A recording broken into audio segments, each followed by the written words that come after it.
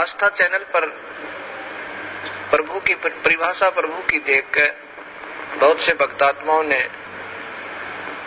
ये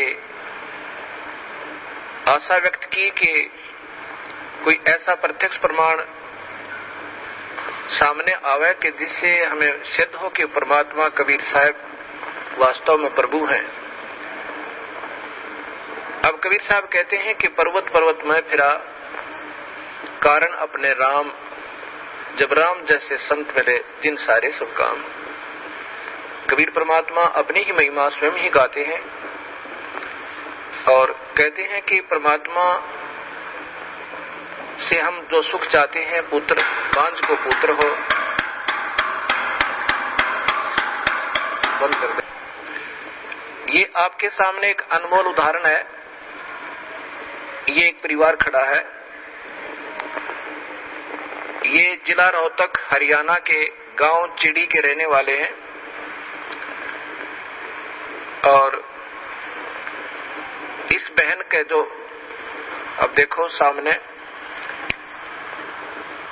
इस बहन की आयु लगभग 57 वर्ष है और साथ में ये नवजात शिशु इनकी गोद में है। ये इनका पुत्र है।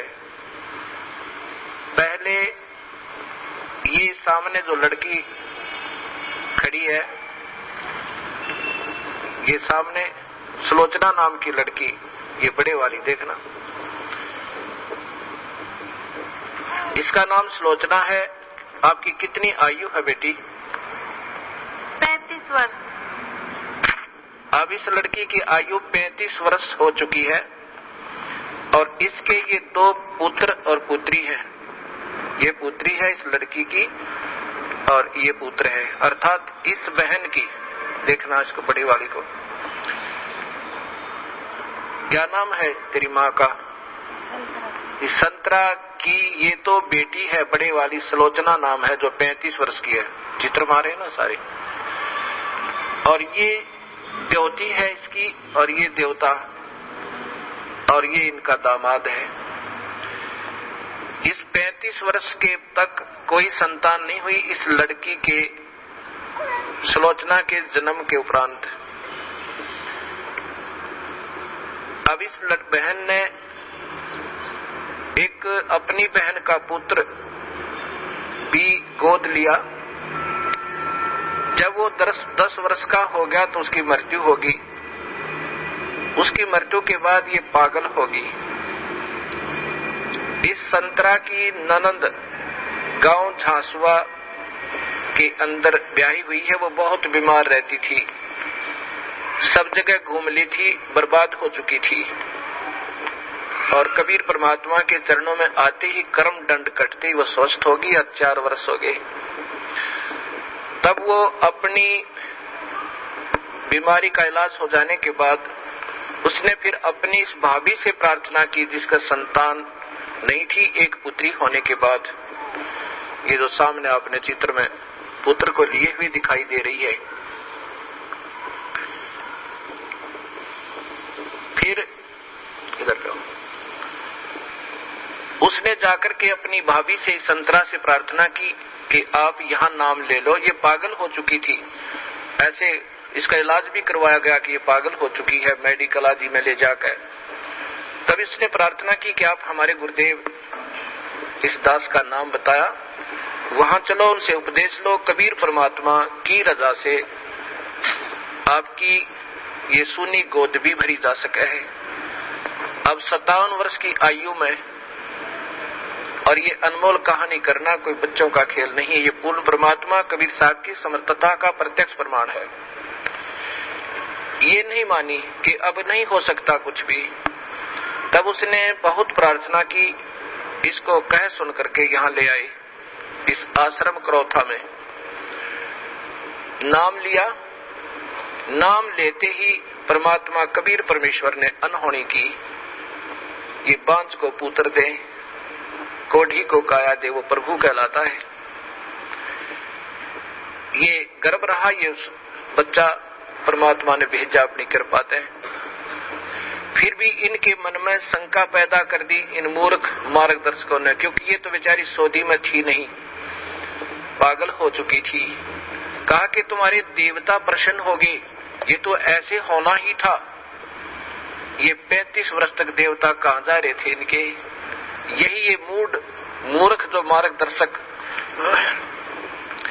कि कहीं तुम्हारी प्रभुता और तुम्हारे ये रोजी रोटी समाप्त ना हो जाए, फिर भी गुमराह करने की चेष्टा की। इनके दिल से यहाँ की आस्था हट गई और फिर अपनी उन्हीं देवी देवताओं के चक्कर में पड़ गई। ये लड़का 14 महीने तक मां के गर्भ से बाहर नहीं आया। सब डॉक्टर पच लिए कि ये लड़का शायद खत्म भी हो जा बालक। फिर वही जिसने इसको नाम दिलाया था, इसकी ननंद, वो गांव गई और उसने कहा कि नादान ने जुल्म कर दिया। ऐसे प्रमाण, प्रत्यक्ष प्रमाण के बाद भी तुम्हारी बुद्धि भ्रष्ट होगी, चलो जाकर माफी मांगे, दोबारा उपदेश ले। तब ये बेचारी यहाँ आई और जो भी उन देवता का दर रखा था वो कुरडिया बट होकर ठा गए। नाम लेकर गई, दोबारा माफी मांगी कि मेरे से गलती होगी। तब तीसरे दिन इस लड़के का जन्म हुआ। बोलो सतगुरुदेव की जय। ये सामने आप फिर देखिए इसी पुण्य परिवार को। आज इनसे पूछ कर देखो इन्होंने कितने देवी देवता पूजे थे और क्या क्या इन्होंने ना किया होगा। और कबीर परमेश्वर ने ये सुख दिया जो पृथ्वी पर कोई नहीं दे सकता। ये वो परमात्मा है जो भाग्य के बिना भी दे सकता है। ये आपके सामने प्रत्यक्ष प्रमाण है। बोलो सतगुरुदेव की। बंदी छोड़ कबीर साहेब की। सत साहेब। आस्था चैनल पर भक्तात्मा बड़े प्रेम पूर्वक और श्रद्धा पूर्वक ये सत्य राम कथा सुन रहे हैं। वास्तव में राम कथा ये है। अभी तक हमने रामायण आदि सुना, कृष्ण लीला आदि सुना, ये आंशिक राम है। ये विभागीय साहेब हैं। ये केवल एक ब्रह्मांड में अर्थात समझो एक प्रांत के विभागीय मंत्रियों की ही महिमा से हम परिचित हुए। अब वास्तव में राम कथा ये है जो आप परिभाषा प्रभु की सुन रहे हैं। इसको सुनकर जो शंकाएं सृष्टि रचना के बारे में भक्त आत्माओं के मन में उत्पन्न हुई, वो क्या है?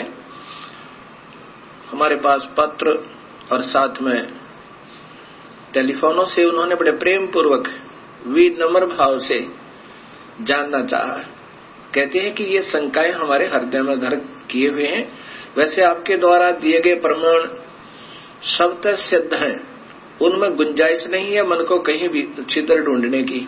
फिर भी ये मन कहीं ना कहीं छोटी छोटी आंट बना करके हमें ऐसे कचोटता ही रहता है। बड़ी आपकी कृपा होगी अगर ये छोटे छोटे प्रश्नों के शंकाएं भी हमारी दूर हो जाए।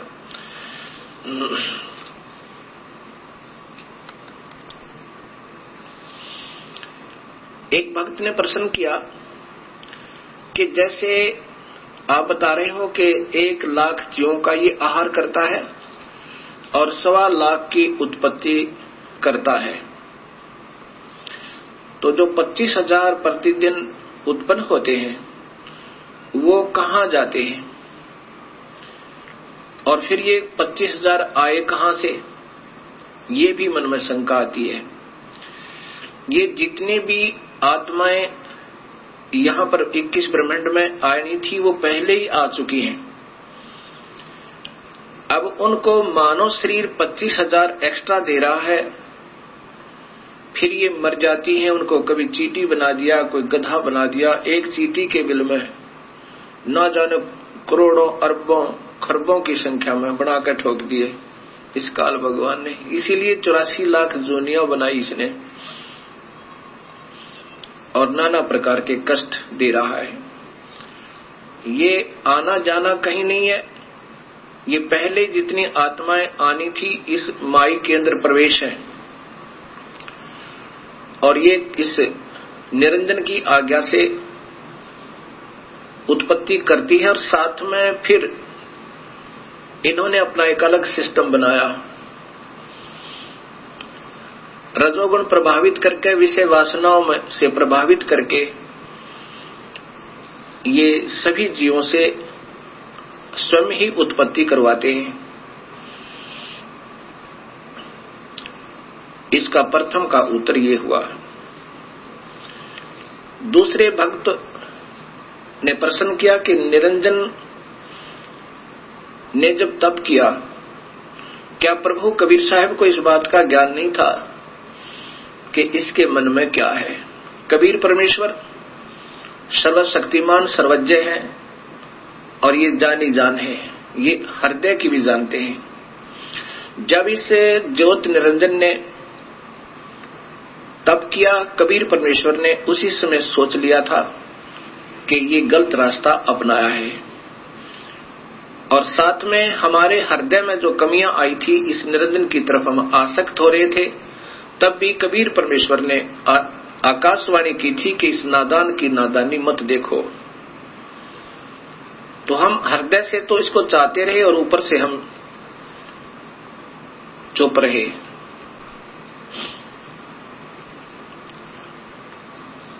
और परमेश्वर कबीर साहब ने मालूम था कि ये क्या चाह रहा है, वो सर्वशक्तिमान है। दूसरा प्रश्न ये हुआ कि कबीर परमेश्वर ने जो सर्वप्रथम जिस आत्मा ने स्वीकृति दी थी, उसको कन्या लड़की ही क्यों बनाया? किसी और रूप भी बना सके थे, पुरुष ही बनाकर उसके पास भेज देते हैं। अब ये तो आपके मन में काल स्वयं विद्यमान है, ये काल ही है, और काल ऐसे ही उठपटांग आपके मन में खरपतवार पैदा करता रहेगा। जब पहले आप लोग और हम भी देवी देवता, हनुमान जी, श्याम जी, ब्रह्मा विष्णु महेश की, माताओं की सब पूजाएं करते थे, कभी मन में कोई उथल पुथल नहीं हुई। और जब ये अपने प्रभु को पहचानना चाहती है आत्मा, उस समय ये काल तीव्र हो जाता है, सैकड़ों शंकाएं उत्पन्न करने की चेष्टा करता है। प्रथम तो ये कारण आप समझ लेना कि आपके अंदर अगर ऐसी उथल पुथल हो रही है, ये काल प्रेरणा है। फिर भी समाधान सदगुरु आपको पूरा देंगे। कबीर परमेश्वर जानी जान है, उन्होंने इस लड़की का कन्या रूप जरूर बनाया था, लेकिन इनके प्रजनन इंद्रिय नहीं लगाई थी। ये योनि नहीं बनाई थी, और साहब देखना चाहते थे अगर ये ठीक ठाक रहेगा ये काल, तो यहां रहेगा 21 ब्रह्मांड में आराम से रहेगा, और ये आत्मा जो लड़की रूप में प्रकृति है, माया है, तो ये इसकी उत्पत्ति यहां कर देगी इसके जीवों की, और वहां बहुत अच्छा शरीर बनेगा। नूरी शरीर बनना था, सबद शक्ति तय। और यदि गलती करेगा, इस लड़की के साथ दुर्व्यवहार करेगा, तो इसकी नीचता का पता लगेगा। पता तो था मालिक ने कि दोनों में से कोई सा भी कर सकता है, और साथ में हमने जो अपनी पति भर्ता पद से हम गिरे थे, हमें भी अक्ल लगानी थी कि एक बार ये काल के जलों में चले जाएंगे, उस काल के दुख ने उठा लेंगे, और फिर मैं इनको वापस लाऊंगा, ये फिर कभी नहीं भटकेंगे। अब लड़की इसलिए बनाया कि ये अगर इसके साथ दुष्व्यवहार करेगा, दुर्व्यवहार करेगा, तो इसको श्राप लगेगा 1 लाख मनुष्य शरीरधारी जीवों का आहार करने का, और इसकी फिर मजबूरी होगी काल की कि मानव शरीर ये जरूर बनाएगा, नहीं तो ये मानव शरीर नहीं देता। ऊपर देव बनाता, देव रूप में इतना सुख होता इस प्राणी को, ये प्रभु को याद नहीं करता। अब इसकी उस जानी जान परमात्मा ने पहले इसकी पर काट दी थी, चल बेटा किसी तरह चल ले तू। अब हम इसने वहां गलती की, बदमाशी करना चाहा, तो लड़की ने इसके अंदर शरण लिया, उसके प्रतिफल में काल को श्राप लगा, ये वहां से निष्कासित हुए। अब ये काल की मजबूरी बन गई हमें एक मानव शरीर देने की, इसको श्राप लगा हुआ अपनी भूख मिटाने के लिए। और कबीर परमेश्वर को मालूम था कि इन अपनी प्यारी आत्माओं को मैं इस मानव शरीर में फिर जाकर सत्ज्ञान दूंगा और अपने चरणों में लेकर के इनका फिर उद्धार करके वापस ले आऊंगा। ये जानी जान है, ऐसा इसका ये समाधान समझो। अब फिर प्रश्न एक, क्योंकि ये जो खरपतवार उत्पन्न होते हैं वो या तो बहुत ही अनजान होते हैं या वो किसी गलत गुरु के फंसे हुए होते हैं और वो गुरु लोग उनमें ये गलत मैटर भरते रहते हैं कि ये प्रश्न करो, ये करो, क्योंकि उनके पास अब जवाब नहीं है। वो कितने दिन इन भोली आत्माओं को गुमराह कर सकते हैं। आज सब बहन बेटियां एजुकेटेड हैं, सब बहन भाई एजुकेटेड हैं, पढ़े लिखे शिक्षित हैं और शास्त्र हमारे पास उपलब्ध हैं। अब ये गलत गुरु इन भोली आत्माओं को भरमा नहीं सकते। ठीक है, क्योंकि वो अनजान हैं और वो चतुर व्यक्ति हैं, वो गुरु जी, और वो प्रभु की प्यासी आत्माएं हैं, वो भटक रही हैं, उस अपने प्यारे प्रभु को तलाश कर रही हैं। लेकिन ये इन ठगों का फंस गई जिनको स्वयं ज्ञान नहीं कि परमात्मा कौन है। कोई निराकार बताता है, कोई निराकार है, परमात्मा की कोई स्थिति नहीं है। कोई किसी को प्रभु बताता है, कोई किसी को बताता है, कोई कहता है ब्रह्मा विष्णु महेश के माता पिता नहीं है, कि तो अजर अमर है, ये सर्वशक्तिमान है। तो वो ऐसे गुरु आपको अब फिर विचलित करने की चेष्टा कर रहे हैं, जो ऐसे प्रश्न आपके मन में आ रहे हैं। फिर भी समाधान आपको मिलता रहेगा। एक ने प्रश्न किया कि यदि हम सतलोक चले जाएं और फिर भी गलती कर सकते हैं? कभी नहीं। जैसे उत्तर है कभी नहीं कर सकते। कैसे? जैसे आप किसी सफर पर जा रहे हो और आप गलत रास्ते हो लेते हो, रास्ते में दलदल आती है, ऊबड़ खाबड़ स्थान है, रास्ते में बदमाश टकराते हैं और आपको कोई पहले कह रहा होता कि इधर से जाओ, रास्ता लंबा बेशक है पर ठीक है, और आप ने अपनी सूझबूझ से उधर चलना शुरू कर दिया हो। रास्ते में बदमाश टकरावे और आपको तंग करें, आप क्या सोचोगे? यही सोचोगे, हे प्रभु अब के ठीक ठाक यहाँ से बचा दो, इस रास्ते जिंदगी भर नहीं आएंगे, और ऐसा ही करोगे। एक बार अब हम काल की पीड़ा से, अपने ही नादानी से, अपने ही कमजोरी से आज हम पैर पे कवाड़ा मार के स्वयं ही दुख पा रहे हैं, और वो दयालु अब भी हमारे पीछे पीछे घूम रहे हैं और हमें फिर अपने शरण में लेना चाहते हैं। अब इसकी एक बार हम वहां पहुंच जाएंगे, इधर देखेंगे नहीं जिंदगी में कभी भी, हम इधर थूकेंगे भी नहीं, क्योंकि जब हम यहां से चले जाएंगे तो इस खतरों का हमें और विशेष ज्ञान होगा। इसलिए हम दोबारा इधर नहीं आ सकते। हम तो गलती कर नहीं सकते और अन्य करेंगे, उनको फिर सजा मिलेगी। दूसरा प्रश्न और प्रश्न किया कि जैसे स्थूल शरीर को तो हम फूंक देते हैं, ये 5 तत्वों का शरीर है, कोई जला देता है, कोई कब्र में गाड़ देता है, कोई जल प्रवाह कर देता है और कोई किसी प्रकार से इसका अंतिम संस्कार कर देते हैं, मिट्टी को मिट्टी में मिला देते हैं। फिर ये खाने वाली बात समझ में नहीं आई, वो खाता किस चीज को है काल।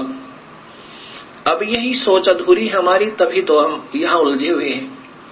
अब जैसे बादाम आपने देखा होगा, बादाम के ऊपर का कवर खाने का नहीं होता, छिलका नहीं खाने का होता, उसके अंदर एक और गिरी होती है, वो खाई जाती है। ऐसा ये फॉर एग्जाम्पल समझो।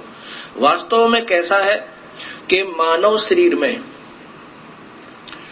जितने भी हम चटपटे खट्टे मीठे पदार्थ आहार करते हैं, क्योंकि मन स्वयं काल है और इसकी आदत है चटपटे भोजन खाने की, मांस मिट्टी शराब सुल्फा पीने और खाने की, क्योंकि इससे इस सूक्ष्म शरीर में, इन आहारों से सूक्ष्म, इस स्थूल शरीर के द्वारा सूक्ष्म शरीर में एक ऐसा द्रव तैयार करवाता है कि जो उस सूक्ष्म शरीर के अंदर लेप हो जाता है, उसमें जैसे स्पंज सोख लेती है, पानी को चूस लेती है, ऐसे वो सूक्ष्म शरीर इन व्यसनों को जो हम सारे जीवन में आहार करते हैं, पान करते हैं, कोई शराब पीता है, कोई सुल्फा पीवा है, कोई अफीम खावा है, कोई नाना प्रकार के चटपटे भोजन आहार करता है, उससे स्थूल शरीर की परवरिश होने के बाद भी कुछ मैटर बच जाता है और उसका फिर लेप उस सूक्ष्म शरीर, इसके अंदर एक ऐसा ही सूक्ष्म शरीर है, उसके अंदर लिप्त हो जाता है, जम जाता है। उस सूक्ष्म शरीर को ऊपर ले जाके अपनी तपस्या पर फिर ये जला भून भून के बुरी तरह तड़फा तड़फा के उसमें से वो माल छुटवाता है, वो द्रव छुटवाता है। और ये इतना पीड़ा होती है इस जीव को, ये चिल्ला चिल्ला के बुरी तरह रोता है और फिर बेहोश हो जाता है। और जब इसमें से सारा मैटर निकल लेता है, इसने ऑटोमेटिक सिस्टम बनाया हुआ है, फिर इनको वहां से उड़ा देता है। फिर ये आकर के धर्मराय के पास लेखा जोखा करवाते हैं। फिर कर्म आधार पर इनको फिर 84 लाख जूनिया, स्वर्ग, नरक आदि प्राप्त होते हैं। और फिर कर्म आधार पर स्वर्ग, नरक, 84 लाख जूनिया ये अलग से फिर इस काल इनको देता है, ये दंड अलग से होता है।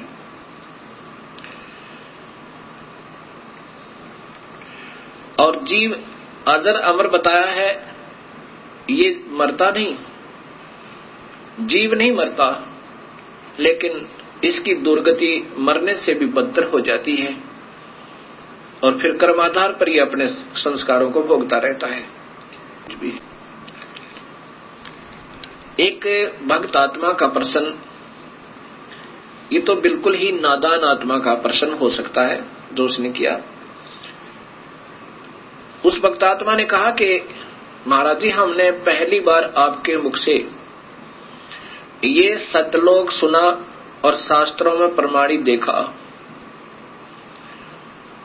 ये तो हृदय ने स्वीकार कर लिया कि वो स्थान सत्य है जो आप बता रहे हो, और वो भक्ति भी सत्य है और वो मंत्र भी सत्य है जो आपने प्रमाणित बताए कि इन 3 मंत्रों से मुक्ति होगी। वो वेदमय प्रमाण है, गीता भी प्रमाण देती है, तो इससे बड़ा प्रमाण इस पृथ्वी पर नहीं हो सकता। अब मुझे डर लग रहा है कि कहीं मैं आपसे उपदेश ले लूं और आपकी सत्साधना से मैं सीधा सतलोक चला जाऊं और कहीं वहां कोई भी ना मिले, मैं अकेला ही पहुंच जाऊं तो वहां मेरा दिल नहीं लगे। तब मैंने उससे कहा, नादान, आप इस काल लोक में कितने सुखी हो, कभी गधे बनोगे, कभी सूअर बनोगे, 84 लाख जोनियों में कष्ट उठाओगे, यहाँ क्या दिल लग रहा आपका? वो नादान क्या कहता है जी, यहाँ घूमते फिरते तो नजर आते हैं गधे बनकर भी, दिल लगा रहता है। अब यहाँ हमारी सोच इतनी गिर चुकी है कि यहाँ पीड़ाओं पर पीड़ा सहन करते करते भी हमारा हृदय यहाँ से दूर जाने को नहीं करता। ये कारण क्या है? ये भगवान विष्णु जी की मेहरबानी है। इसने हमारे यहाँ एक सतिथि बनाई हुई है, हमारे को यहाँ पर फंसाया हुआ है, यहाँ से हमारा हृदय नहीं हिलने देते। इसलिए इस त्रिगुणमयी माया कहा है। ब्रह्मा हमारे अंदर रजोगुण पैदा करता है, यहाँ के ठाठो बाट की उपलब्धि के लिए ना जाने क्या क्या अनर्थ कर देते हैं हम, और फिर ये हमारे पास रहते भी नहीं। ना कार रहती है, ना कोठी रहती है, ना संतान रहती है, ना संपत्ति रहती है। और जब तक ये शरीर रहता है हमारी वृत्ति ये खराब रहती है, ये भी जोड़ दूं, ये भी बना लूं, ये सुविधा उपलब्ध कर लूं, ये शरीर ही छूट जाता है, फिर ये प्राणी रो रो के टक्कर मारता है।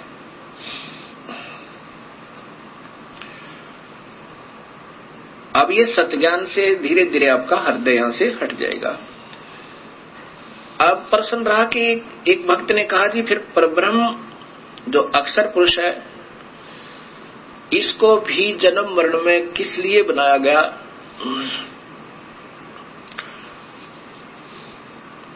इसने जब क्षर पुरुष ने अर्थात इस ब्रह्म ने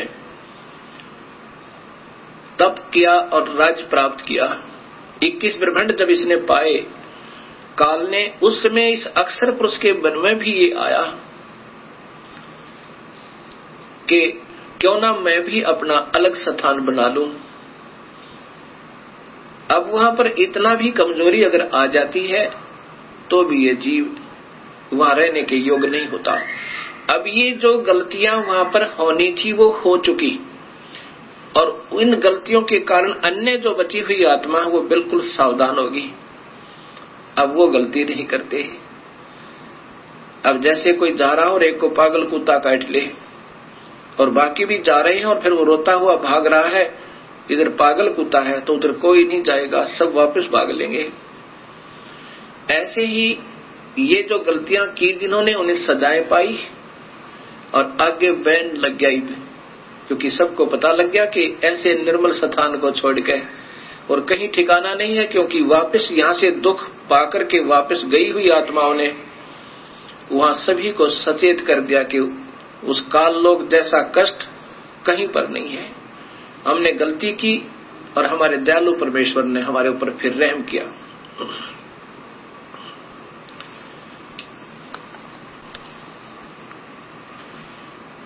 ये परब्रह्म की जो 7 शंख ब्रह्मांड बनाए, उसमें कुछ आत्माएं इन सबके आने के बाद इनके भी कुछ हृदय में इनकी आत्मा, यानी अब एक भक्त ने प्रश्न किया कि जब वहां मन तो है ही नहीं, आप ही बता रहे हो कि काल ही मन है और मन वहां है नहीं, तो फिर आत्मा वो मन कैसे हुआ उस निरंजन में। अब ये आत्मा की भी सोच होती है, मन तो यहां इस काल लोक में है, यहां इसने डबल बना रखा है, अपना भी प्रभुता मन इस आत्मा की सोच को यहां बिल्कुल खराब कर देता है, और आत्मा की भी अपनी सोच होती है। तो वहां अपनी सोच से उन बाकी कुछ आत्माओं ने जो 7 शंख ब्रह्मांडों में कुछ आत्माएं ऐसी हैं जिन्होंने भी ये सोचा था कि शायद हम भी उसमें स्वीकृति दे देते तो वहां चले जाते, इनके मन में ऐसा आया था, और उनकी भी सजा इनको इतनी ही मिली कि इस पारब्रह्म का अलग से एक स्थान बनाया और उसमें उन बाकी की आत्माओं को वहां भेज दिया।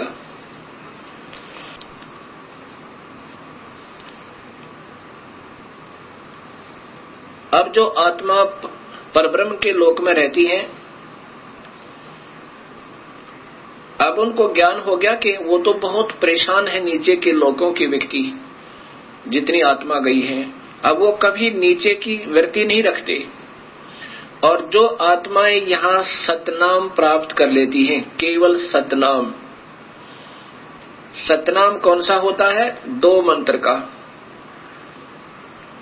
एक तो उसमें ब्रह्म का मंत्र ओम है और दूसरा और मंत्र है, वो सांकेतिक रखा है, वो अधिकारी को ही बताया जाता है जिसको देना होता है। और जो अधिकारी संत होते हैं वही देवे तभी वो काम करे। जिनको सतनाम मंत्र प्राप्त हुआ और उनकी श्रद्धा अपने गुरु में नहीं रही, ये इतने दयालु परमेश्वर हैं, और कुछ वर्षों तक उसने सतनाम की विधिवत साधना करने के बाद आपकी सतलोक जाने की वृत्ति नहीं बनी या आपकी इतनी कमाई नहीं बनी उस मंत्र की, तो आपको उस परब्रह्म के लोक में भेज दिया जाता है। किसको भेज दिया जाता है? जो ओम नाम की कमाई ये सारी यहां छोड़ दी जाती है इस काल के लिए। जैसे गीता जी के अध्याय नंबर 18 के श्लोक नंबर 66 में लिखा है कि अर्जुन, तू मेरी सभी पूजाओं को मुझ में त्याग दे। पूजा कौन सी? जो ओम नाम की कमाई, यज्ञ, हवन, धर्म, ये जाप की कमाई यहां छोड़ दे, मैं तुझे ऋण मुक्त कर दूंगा, मेरा कर्जा तेरे से उतर जाएगा,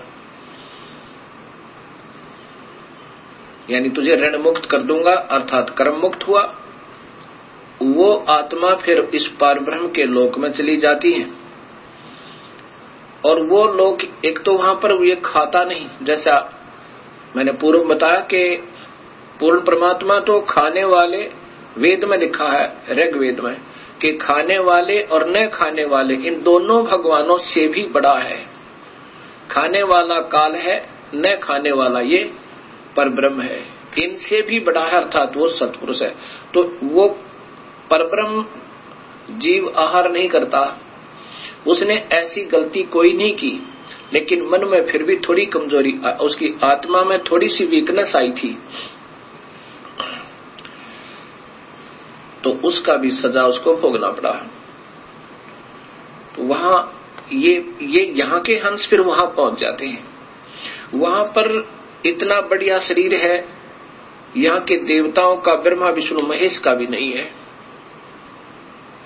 जैसा कि आपको बताया था कि यहाँ के देवताओं का तो शरीर है जैसे चीनी का कप बना हो, सफेद कप जो चाय पीते हैं, और हमारा मिट्टी का बना हो सीधा ही, इतना कमजोर है। और जो परब्रह्म के लोक में परब्रह्म और वहां के रहने वाले जितने हंस हैं, उनका सटील का समझो, इससे ज्यादा सथाई है, लेकिन है नासवान फिर भी। अब ये सोचकर इस पर ब्रह्म को समझना, इसकी उत्पत्ति यूं हुई। और फिर जो सत भक्ति करता है और जिसको सतनाम भी मिल गया और कमाई फिर भी पूरी नहीं हुई, और साथ में यहाँ की कोई इच्छा आपकी रह जाती है, तो कबीर परमेश्वर हर ब्रह्मांड में अपना अलग स्थान बनाकर रहता है। इन आत्माओं को जिनकी अधूरी कमाई है, भक्ति पूरी नहीं हो पाई, कि काल के ऋण से मुक्त अभी नहीं हो पाए, और परब्रह्म का भी, क्योंकि परब्रह्म के लोक को पार करना है, उसका भी ऋण देना है, वो दूसरे मंत्र से, तत्मंत्र से कमाई करनी है। वो तत्मंत्र संकेतिक है। इन दोनों का मिलकर जब ये योग्य हो जाएगा, दोनों का ऋण उतरने योग्य हो जाएगा, तब ये कबीर परमेश्वर इनको सारनाम देकर, सारनाम की कमाई साथ करवा के, और फिर यहाँ से सतलोक ले जाएगा। जब तक आपकी पूरी कमाई नहीं बनी होगी तो आपको यहीं रखेगा, और आपकी थोड़ी बहुत भी इच्छा इस लोक में रह जाती है, तो भी इसी ब्रह्मांड में एक स्थान ऐसा है, वहां कबीर परमेश्वर आपको रखेगा। वहां पर आपको तपतशिला पर नहीं जाने देगा, तपतशिला पर नहीं जाने देगा, और न ही कुत्ते गधे सुअर बनने देगा, क्योंकि आपकी कमाई इतनी हो जाएगी, और साथ में आपके पाप कर्मों परमेश्वर कबीर साहब काटता रहेगा। जब ही नाम हृदय धरो भयो पाप को नासे, जैसे चिंगारी अग्नि की पड़ी पुराने घासे। अब आपके शुभ कर्मों के आधार पर वहां रखेगा और तपतशिला पर नहीं जाने देगा। ये आपको इस कबीर परमेश्वर के शरण में आने से और एक्स्ट्रा बेनिफिट है। और फिर ये सदियों के उपरांत इन शुभ कर्मों के आधार पर आपके फिर मनुष्य जन्म हो सके, 100 भी प्राप्त हो सके। जो कबीर परमात्मा के आधार पर सतभक्ति आप कर रहे हो, और मनुष्य जन्म आपके फिर देने शुरू कर देगा परमेश्वर, और फिर कभी अपनी सतभक्ति को जगाएगा। उस समय उन पुण्यात्माओं को जिन्होंने पहले सतगुरु की भक्ति कबीर परमेश्वर की किसी युग में कभी वो आए स्वयं या उनके कोई सत संत के साथ रहकर की हुई है, अब उनको शीघ्र ये बात समझ में आती है, क्योंकि उनके अंदर काल नहीं होता ज्यादा है। बेशक वो साधनाएं अन्य कर रहे होते हैं अनजानपने में, उनके हृदय में वो पिछली कमाई अंगड़ाई लेती है पिछले जन्म जन्मों की, तो वो तुरंत आकर के कबीर साहब के चरणों में, उसके सत्य नुमाइंदे संत के चरणों में आ जाते हैं।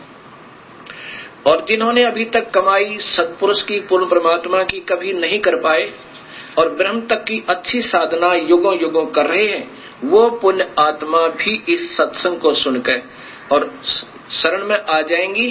तो जैसे कलम चढ़ा दी जाती है, जैसे कलम चढ़ाई जाती है, ऐसे इसकी वो फिर सतनाम दिया जाएगा उनको, उनके अंदर फिर वो भक्ति प्रवेश हो जाएगी, और प्रारंभ होगी तो अवश्य पार होगा। क्योंकि उन्होंने पिछली कमाई ओम नाम की बहुत की हुई होती है और उसके साथ वो दूसरा मंत्र मिला करके फिर ये कमाई आपकी पहले भी कराई जाएगी और साथ में उस सत्य नाम की यानी ऊपर के मंत्र का भी आपको अभ्यास करवाया जाएगा और फिर आपकी भक्ति प्रारंभ हो जाएगी। एक समय की बात है, गरीबदास जी महाराज यही हरियाणा के अंदर एक छोटा सा गांव है छुडानी, पहले जिला रोहतक में, अब नया झज्जर जिला बन गया है। वहां कबीर परमेश्वर उन गरीबदास जी को आकर मिले। कब मिले? जब मगहर के अंदर अपनी एक लीला की थी, उन नादान लोगों के भ्रम को तोड़ने के लिए, जो कहा करते थे कि काशी मरने वाला स्वर्ग जाता है और मगहर मरने वाला गधा बनता है। तो कबीर परमेश्वर ने कहा था कि जो सत भक्ति करेगा, जिस भी लोक की करेगा, वो अपने यथास्थान चला जाएगा, चाहे कहीं भी प्राण त्यागो। ये तुम्हारी भूल है कि भूमि के आधार पर तुम गुमराह कर रहे हो। नाम की कमाई से, सत भक्ति से जीव को ऊपर के लोकों में स्थान मिलता है। ऐसे कोई पृथ्वी के आधार पर पार नहीं हो सकता। उस भ्रम को तोड़ने के लिए कबीर साहब ने कहा था, मैं मगर शरीर छोड़ूंगा और वहां देखना मैं स्वर्ग जाऊंगा या स्वर्ग से भी ऊपर जाऊंगा। ऐसा ही किया था। 120 वर्ष यहां शरीर दिखाकर मानव जैसा सर्व शक्ति से प्रकट होकर और सब शक्ति से वहां लाखों की संख्या में दर्शकों के सामने और साथ में 2 नरेश, बिजली खां पठान मगहर नरेश और वीर देव सिंह बघेल काशी नरेश के सामने अपना शरीर अदृश्य कर दिया था और एक चादर नीचे बिछाई थी, एक ऊपर ओढ़ी थी शरीर त्यागने के लिए। तो शरीर के उस चादरों के बीच में सुगंधित फूल मिले थे, शरीर नहीं मिला था कबीर परमेश्वर का। और ऊपर देखा कि एक प्रकाश का गोला ऊपर को जा रहा है और आकाशवाणी हुई कि देखो मैं स्वर्ग से भी ऊपर जा रहा हूं। वहां सन विक्रमी संवत 1575 सन 1518 में अपने सह शरीर सतलोक गवन के उपरांत सन 1717 में 199 वर्ष के बाद वो कबीर परमेश्वर सह शरीर प्रकट होकर गरीबदास जी जब गायों के पाली गए हुए थे, उनके गवाले थे, चरहा रहे थे अपनी गायों को, वहां खेतों में आके स्वयं प्रकट हुए मानव शरीर, क्योंकि उनका मानव जैसा शरीर है परमेश्वर का। 199 वर्ष के बाद कबीर साहेब स्वयं अपने सतलोक से आके गरीबदास जी को वहां मिले खेतों में। वहां आज भी यादगार बनी हुई है उस परमेश्वर के प्रकट होने के प्रकट स्थल की।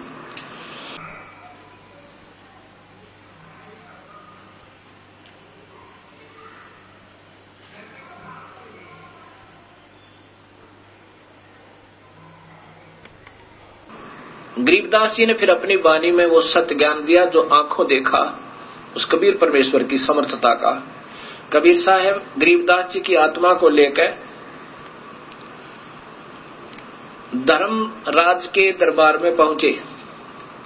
धर्मराय यहाँ का न्यायाधीश जो काल ने बैठा रखा है और वो सबका लेखा जोखा करता है। कबीर साहब गरीबदास जी की आत्मा को लेकर के धर्मराज के दरबार में, धर्मराय के उस न्यायाधीश के दरबार में प्रवेश करते हैं और यहाँ का वो सुप्रीम जज न्यायाधीश खड़ा हो जाता है धर्मराय और कबीर साहब के सामने अपनी चेयर छोड़ देता, अपना तख्त छोड़ देता है, कुर्सी छोड़ देता है, क्योंकि कबीर परमेश्वर वो सुप्रीम पावर है। जैसे हिंदुस्तान का सुप्रीम कोर्ट का सुप्रीम जज, चीफ जस्टिस, चीफ मजिस्ट्रेट राष्ट्रपति के सामने अपनी चेयर छोड़ देगा, अन्य के लिए नहीं, क्योंकि हिंदुस्तान का राष्ट्रपति सुप्रीम मजिस्ट्रेट भी होता है और वो सुप्रीम पावर होती है। राष्ट्रपति फांसी की सजा भी मुक्त कर सकता, उसको कोई पाबंदी नहीं, और अन्य सजाएं तो उसके बाएं हाथ का खेल होता है। ऐसे कबीर परमेश्वर और सुप्रीम पावर है, यहाँ के हर ब्रह्मांड के न्यायाधीश उसके सामने हाथ जोड़कर खड़े हो जाते हैं। जब धर्मराज ने कहा, धर्मराय ने कहा, न्यायाधीश ने कहा कि हे परवरदिगार विराजो, बैठो मालिक, तब खड़े खड़े कबीर साहब ने जैसे कोई बड़ा अधिकारी छोटे अधिकारी पर डांट लगावे और अपनी समर्थता दिखावे, ऐसे कबीर साहब ने कहा कि धर्मराय आंख कान खोल कर सुन ले, जिसने मेरा नाम ले रखा है। क्योंकि कबीर परमात्मा ने मालूम है कि ये काल का जाल बहुत तगड़ा है, ये नाम भी ले लेते हैं इनके मन में और ना जाने कितनी खरपतवार पैदा कर देता है और फिर उन भोली आत्माओं को नाम से वंचित करवा देता है। इनको ऐसे ही झूठा लालच देकर और दूसरे के द्वारा प्रेरणा दिलाकर कि उन्होंने कहीं देवी देवताओं को की पूजा त्याग दें, आपको घना नुकसान हो जाएगा, ऐसे डरा डरू के और उनसे पूजा छुटवा देता है। और वो पुण्यात्मा 1 वर्ष 2 वर्ष 3 वर्ष 4 वर्ष जितनी भी पूजा कर चुके हैं और डरते त्याग गए, जो गुरुद्रोही नहीं हुए, और उनको फिर धर्मराज के दरबार में ले जाया जाता है, मान लीजिए। तो वहां जाकर के कबीर साहब कहते हैं उन आत्माओं को भी तू मत पकड़ना, क्योंकि उनको तुमने दबाव देकर और दूसरे के द्वारा उनको गुमराह करवा दिया, उनको मेरे पास भेज देना।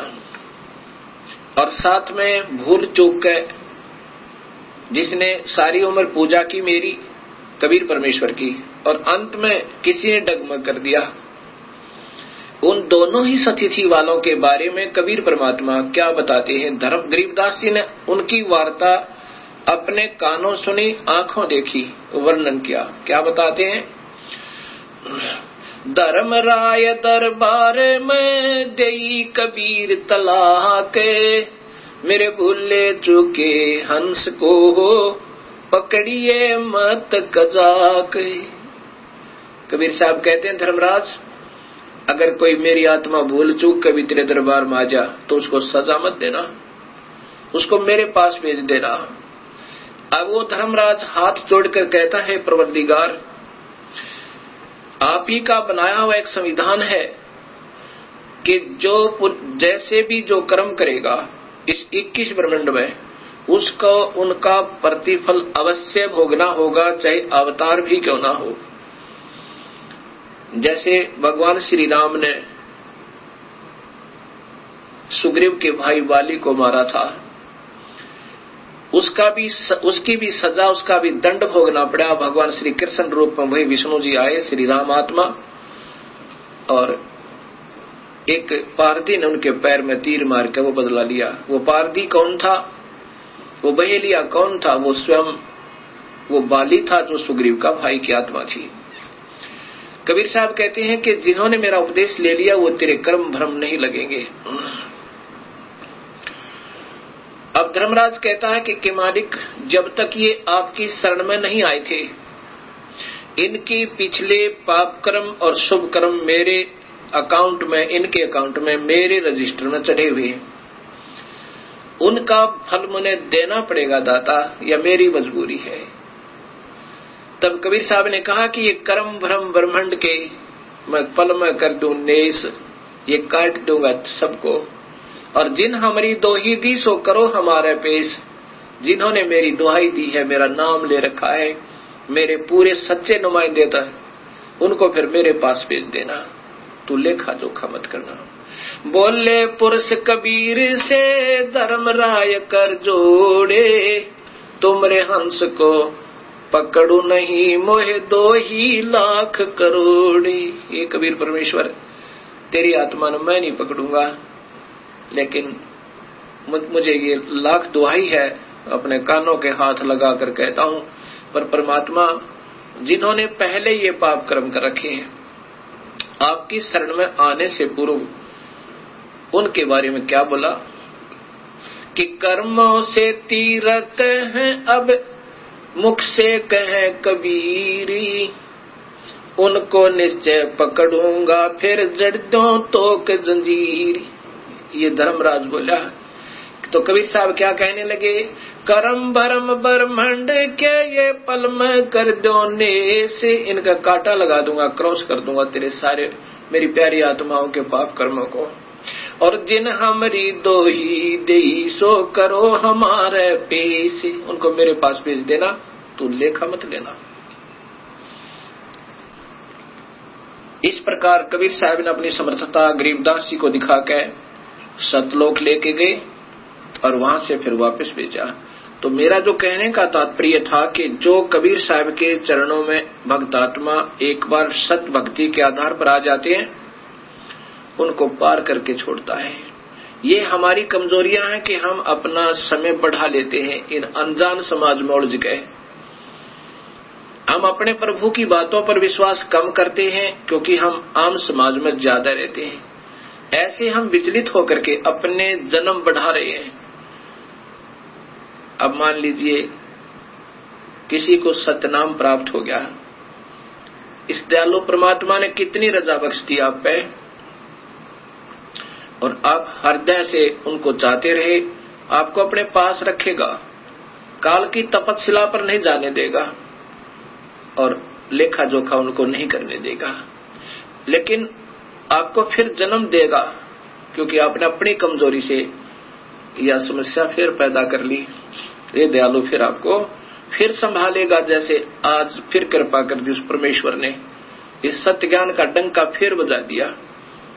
और अब जो चूक गया फिर ना जाने सदियों उपरांत, न जाने कब आपका मनुष्य शरीर हो है और हो तो फिर कोई सत्य मार्गदर्शक संत ना मिले ये जीवन, और फिर आगे 100-200 वर्ष के बाद ये कलयुग इतना गिर जाएगा कि कोई भी भक्ति करना नहीं चाहेगा, क्योंकि जिस आधार से ये भक्ति मार्ग पर भक्तात्मा लगी हुई है गलत संतों के शास्त्र विरुद्ध साधना पे, आखिर में ये सोच लेंगी भगवान है नहीं, क्योंकि प्रभु वाले गुण प्रभु की महिमा उनको उपलब्ध नहीं होगी और वो फिर नास्तिक हो जाएंगे और फिर कोई भक्ति करने वाला प्राणी नहीं रहेगा। अभी कितना अंतर हो चुका है, मांसाहारी दुनिया होगी, शराब पीवे, समैक पीवे, क्योंकि काल ने तो यही चिंता रहती है कि कहीं ये सत भक्ति पर लग जावे और ये कोई संत इनको ना मिल जाए और ये पार ना हो जावे। काल उलझाना चाहता है और कबीर परमेश्वर हमें सुलझाना चाहते हैं। अब जैसे कलयुग में कबीर परमेश्वर की और काल की वार्ता हुई थी, तो काल ने 3 युगों में कम जीव वापस ले जाने की प्रार्थना की थी वचनबद्ध करके। कबीर साहब जानी जान है। यहां भी शंका आ सकती है कि क्या कबीर साहब को मालूम नहीं था ये क्या मांगेगा। जब काल ने कबीर साहब से मांगा था कि हे परमात्मा वचनबद्ध हो जाओ, तब मैं आपसे कुछ याचना करना चाहता हूं, क्योंकि काल ने कबीर परमेश्वर की के पैर पकड़ कर छोड़े नहीं, रो रहा बुरी तरह। तो कबीर साहब जानी जान थे, उसको मालूम था कि बच्चे की दौड़ कहां तक होती है, क्या मांग सकता है ये। इसने क्या मांगा था कि दाता 3 युगों में जीव थोड़े ले जाना सतलोक में, और चौथा युग जब कलयुग आवे तब शरण जीव बहु जावे। तब इसने कहा था कि चौथे युग कलयुग में आप कितने ही जीव ले जाना। कबीर साहब को मालूम था कि सतयुग त्रेता द्वापर में यो जीव घना दुखी नहीं होता। सतयुग में इतना सुख होता है कि पत्नी से पहले पति नहीं मरता, पत्नी विधवा नहीं होती, और पिता के सामने पुत्र की मृत्यु नहीं होती। शरीर बहुत सुंदर स्वस्थ और साथ में लाखों वर्ष की आयु होती है। कोई प्रभु नहीं बदलना चाहता और भजते हैं क्योंकि सब में छोटी मोटी सिद्धियां होती हैं, तो ओम नाम के आधार पर वेदों को पढ़ पढ़ के और उसी में मस्त रहते हैं रहेंगे। इसलिए मालिक ने मालूम था कि सतयुग त्रेता द्वापर में ये प्राणी मेरी बात को कम स्वीकार करेंगे, क्योंकि ये दुखी थोड़े होंगे। और जब कलयुग आवेगा इनको पर कहर तोड़ेगा ये काल। भौतिक सुख तो नजर आएगा पर आत्मा की शांति नहीं होगी। किसी की ऐसी भयंकर बीमारियां पैदा कर देगा, किसी का कैंसर हो रही है, किसी का एड्स हो रही है, किसी का कुछ पैदा कर दी, किसी की आंख फूट गई, किसी को व्यापार में घाटा। और फिर काल को चिंता बन गई कि कहीं अब कबीर परमात्मा का कोई सत्य नुमाइंदा ना आ जावे और सत भक्ति इनको ना बता देवे मनुष्य शरीरधारी प्राणियों को। अब भौतिक सुविधाओं का ढेर करवा दिया, ऐसे चैनल चलवा दिए दिन रात चले टीवी पे। दिन में तो धंधा करो और शाम ने गोटी ला ले, शराब पियो, और जब रात ने आंख खुल जा रात्रि को तो टीवी ऑन रिमोट से लेटा लेटा कर लो। फिर उसमें गंदे गंदी फिल्में, गंदे गंदे गाने सुन सुना के पढ़ते पढ़ते चलते चलते सो जाओ। प्रभु को मत याद करो। लेकिन उस कबीर परमेश्वर ने आज भी रजा बख्श दी। उसी इस साइंस की सुविधाओं को आज सदुपयोग कर रहे हैं परमेश्वर। उसी के साथ साथ ये इतने बढ़िया चैनल आस्था जैसे और चलवा दिए कि अब पुण्यात्मा ढूंढती ढूंढती अपने परमेश्वर को ऐसे ही प्राप्त कर लो और सुन लो उस मालिक की सत्य कथा, उस राम कथा को, और फिर सोदी ऐसे ही दे देगा मालिक। तो ऐसे इस कबीर परमेश्वर ने अब कलयुग में आके अपनी प्यारी आत्माओं को फिर चरणों में लेना है और जो कबीर साहब की सत्य कथा को सत्य मान लेगा। ऐसा कबीर सागर में 600 वर्ष पूर्व कबीर साहब ने लिखवा दिया था कि एक बार कलयुग में पूरे वर्ल्ड में, पूरे संसार में कबीर साहब की ही भक्ति होगी। इन प्यारी आत्माओं को वो स्वयं आएंगे या अपना कोई नुमाइंदा भेजेंगे और सबको अपने चरणों में लेंगे। ये नाना मजहब समाप्त हो जाएंगे, ना कोई हिंदू रहेगा, ना मुसलमान, ना सिख, ना ईसाई, क्योंकि इस काल ने हमें चार बना दिया और आपस में हमें लड़ा रहा है एक दूसरे को बड़ा और छोटा करके। कहते कोई कहे हमारा राम बड़ा है और कोई कहे खुदाई रे, कोई कहे ईसा मसीह बड़ा है, ये बाटा रहे लगाई रे। एक परमात्मा और लड़े न्यारे न्यारे। जैसे मासूम बच्चे, अनभोल बच्चे लड़ा करते हैं। एक बच्चा कहता ये मेरा पिताजी है, दूसरा कहता नहीं मेरा पापा है, और पापा दोनों का। वो कहता तेला मालूंगा झूठ, मेरा पापा तेला नहीं है। तो ऐसे हम अबोध हैं, हमें ये नहीं मालूम हमारा पिता एक है कबीर परमेश्वर। कोई कहता हमारा मजहब बड़ा है, वो कहता हमारा मजहब अच्छा है। मजहब है तो अच्छा है, जो मजहब नहीं है तो अच्छा नहीं है। मजहब धर्म की क्या पहचान होती है कि बीड़ी, शराब, मांस, तंबाकू उस धार्मिक मार्ग में नहीं होनी चाहिए तो वो अच्छा है। आन उपासना नहीं होनी चाहिए, केवल एक प्रभु की पूजा हो तो वो मजहब अच्छा है। अगर ऐसा नहीं है तो वो मजहब है ही नहीं। अच्छा बुरा तो बाद की बात है। धर्म धार्मिकता के आधार पर चलता है और धार्मिकता बीड़ी, शराब, मांस, तंबाकू पीने वालों के कभी निकट नहीं आ सकता। प्रभु वो धार्मिक नहीं हो सकते। जो मांस खावे वो धर्म को कैसे स्वीकार करे। जो शराब पीवे, शराब पीकर इंसान ना जाने अपने पिता को के बुरा वचन बोल दे, ना जाने अपनी माँ का हाथ उठा दे, ना जाने क्या जुल्म कर डाले। और तंबाकू को इतना बुरा बताया है कि उसके तो पापों का गिनती नहीं की जा सकती। कबीर साहब कहते हैं कि हुक्का हरदम पीवते ये लाल मिलावे धूर, इसमें संशय है नहीं ये जन्म पाछले सूर। 100 नारी जारी करे सुरापान 100 बार, एक चिलम हुक्का पीव भर देव डूबे काली धार। इतना भयंकर पाप इस तंबाकू में लिखा है। इन पापों को करता हुआ फिर धर्म कैसे कमा सके प्राणी। एक भक्तात्मा कहता है कि हम आश्रम में नहीं पीते बीड़ी शराब आदि, अपने गुरुओं के पास जाते हैं, बाहर पीते हैं। जहर को कहीं खा लो, बाहर खाओ चाहे अंदर खाओ, आश्रम में खाओ चाहे बाहर खाओ, जहर ने असर करना ही करना है। एक कहता जी बीड़ी से तो इतना पाप नहीं होता, मांस और शराब तो बुरा है, क्योंकि वो बीड़ी स्वयं पी रहा था।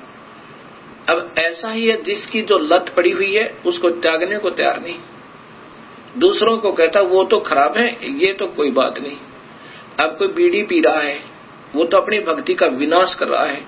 जैसे खीर बनावे, हलवा बनावे और बना के उसमें बालू रेत यानी उसमें रेत डाल दे, मिट्टी डाल दे, बताओ क्यों बनाई, क्या फायदा बनाने का भी।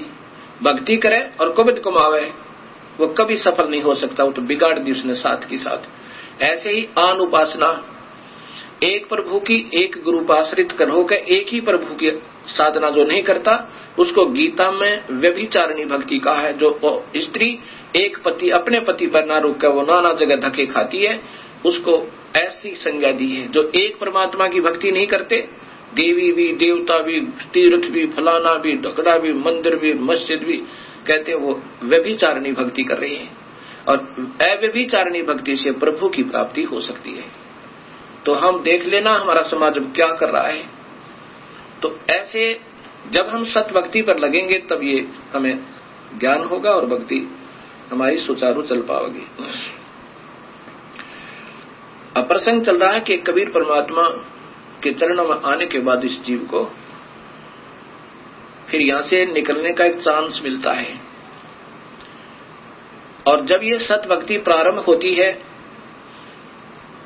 धर्मदास जी को कबीर साहब ने कहा कि धर्मदास, जो मेरी प्यारी आत्मा मेरे द्वारा भेजा हुआ रसूल दूत भक्ति का मार्ग का सत भक्ति बताने वाला मेरा संदेश वाहक, वो संत सत भक्ति को जब दृढ़ करेगा, उस समय के वर्तमान के संत और महंत उसके साथ लड़ाई करेंगे, रहाड़ कर बढ़ावेंगे और दुनिया को गुमराह करने की चेष्टा करेंगे। ये झूठ बोल रहा है।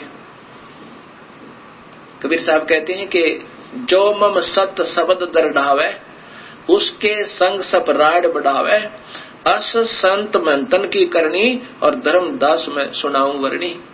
ये उनका विवरण बताता हूं। उस समय के संत नकली और नकली ये महंत उस मेरी प्यारे हंस के साथ द्वेष करेंगे और जनता को गुमराह करने की चेष्टा करेंगे, परंतु मैं साथ रहूंगा, उनकी बिल्कुल नहीं बसावेगी। क्योंकि सत्य का अंत नहीं होता, असत्य का पैर नहीं होते।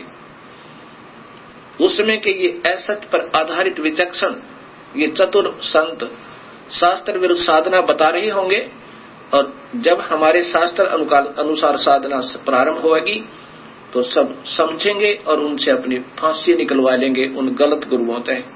अब यहाँ एक समाधान प्रश्न और उठता है मन में, भक्त आत्माओं के रह रहकर फोन आते हैं। कहते हैं जी हमने सुना है कि गुरुदेव नहीं त्यागना चाहिए अगर हमने कहीं से दीक्षा ले रखी है, ये तो महापाप बताया है गुरुदेव ने। अब गुरुदेव क्या होते हैं? ये वैद्य समझो भक्ति मार्ग के, और जन्म मरण के दीर्घ रोग के काटने वाले वैद्य होते हैं। एक डॉक्टर से दवाई नहीं लगाए क्या दूसरा नहीं बदला जाता? तुरंत बदलना चाहिए और समझदार व्यक्ति तुरंत बदलेगा। उसके सामने नहीं मरेगा, उसकी दुकान पर पड़ के अपना पीछा छुटवाएगा, 36 जगह इलाज करवाएगा जब तक उसका रोग ना कट जाए। इसलिए हमने गुरु बदलने में कभी देरी नहीं करे। कबीर साहब ने कहा कि झूठे पक्ष को गुरु को तजते कनक ना लावा वार, तुरंत त्याग दे उसको जब पता लग जा।